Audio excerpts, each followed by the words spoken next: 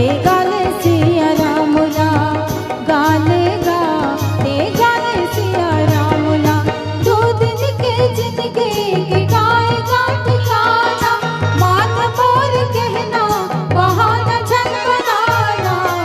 गाले गा ए गाले सिया रामुला, गाले गा ए गाले सिया रामुला।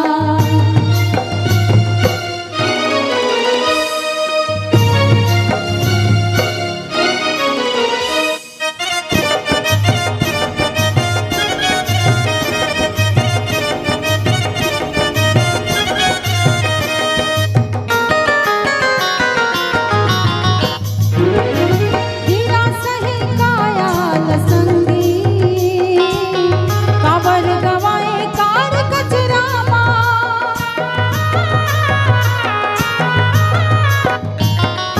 हीरा सही कायाल संगी, काबर गवाए कार कचरामा। राम हवे पार के लगैया, बांध ले लाते हाथ रामा। तोला कबो छोड़े नहीं, तोला कबो छोड़े नहीं, ये माया के बंधना।